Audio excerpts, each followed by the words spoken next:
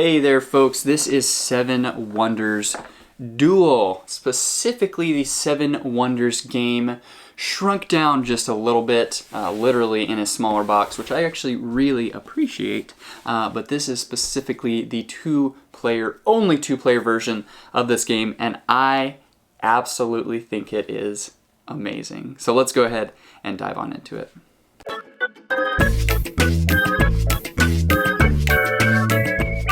So looking at the contents here, you've got a quick help sheet right here, give you some reminders, some helps, shows you what the symbols are, how to set up the cards for each age, and then you have the more in-depth rules guide here, put together really pretty well. I think the way that I like to tend to do things is find a good video out there. One of my favorites is Watch It Played. I can't remember the guy's name, I keep forgetting it, but he does a good job at making it easy to understand and that kind of thing. So this is going to be a quick overview of what the game is and does, not a full in-depth rules guide for you. So what you're going to want to do though is you're going to want to take this board and put this shield in the middle.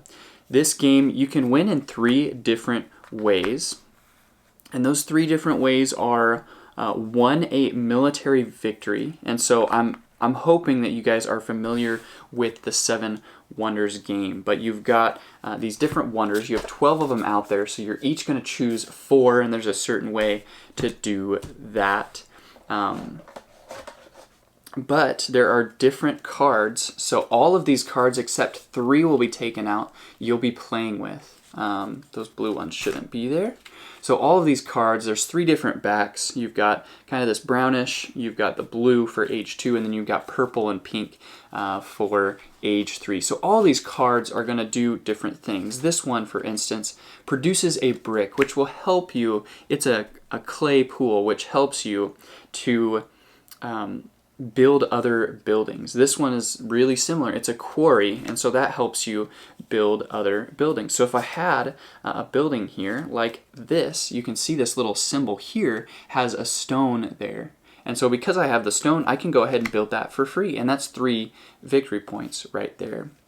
And this one right here, this one costs a brick to build. So if I didn't have brick, I could always pay for that with the coins that come in here as well. So it costs 2 coins to buy that, buy that brick to purchase this building. But if I already had brick, then I could play this for free. And so I could go ahead and play that. And this is where the military thing comes in. Anytime there's that shield, you push it closer to the other person's city. If you're able to move this all the way down, you immediately win the game.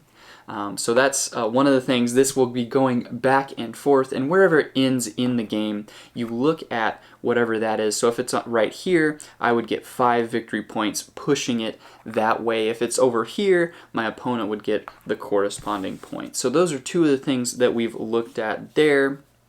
Another way you can win is by this science, collecting new science points and things like that. So this right here is one of those. It is worth 1 victory point by itself, but you can see the little symbol up there, and there's 7 different ones. If you collect 6 different ones, you automatically win the game as well. Really, really neat that there's a number of different ways you can win throughout the game, or the third way you can win is at the end of the game you have the most victory points. I'm thinking that's probably the thing that happens most often, but definitely worth keeping in mind these other things, other ways that you can win as well. And so those are the cards. They build on top of themselves. Really, really fun to try and decide what card you want to take. So during your turn, you can do 3 things, and this is really helpful. It's just a nice little helpful card. It tells you the structure of how you lay out the cards. You can only take a card that's open on top, and some of them are flipped over backwards. So as you take one, you may be flipping over new ones to see what you can take as well, which I love that aspect of kind of the strategy. Do I want to take this, but that would let my opponent take the next card? I don't want them to take that, so should I take this instead? So the decision making of the game is phenomenal without being too incredibly deep and so many things to track. There's some games that go too far and there's so much to keep track of. I think this is a great balance of feeling like I can understand what's out there, but there's still a number of hard decisions. I love that. But right here on your turn, you can do one, you can construct a building.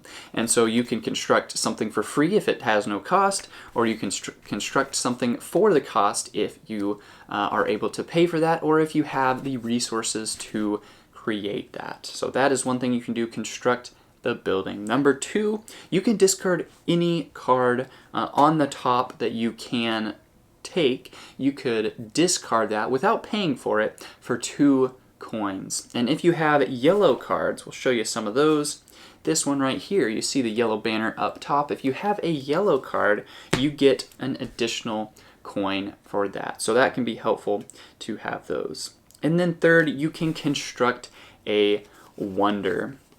Now there can only be 7 wonders. You see this right here. You take, everyone has 4 as we said earlier, and you take any of the top cards that again you could take, and you put that just underneath this, just as a placeholder to let you know, hey, I've already constructed the Great Lighthouse. And so that gives you certain rewards. And there are 8 of these wonders out here, but once the 7th one is completed, then the 8th one cannot be completed. There are only 7 wonders. So that's one unique little piece of the game. And that is exactly how the game plays. That's everything that there is to it. There's a few different cards, of course, but really, really fun game as it builds on top of itself. There's some things that are definitely worth pursuing. Nothing really hurts you too bad unless you don't collect shields and you just allow the other person to get a military victory right out the bat. Oh, here's another thing I forgot. You've got all of these little chips right here that go on the top up here. If you ever get 2 science icons that are the same, you get to take one of these and you get to choose. And all of these are described right here in your little help sheet and the rules right there.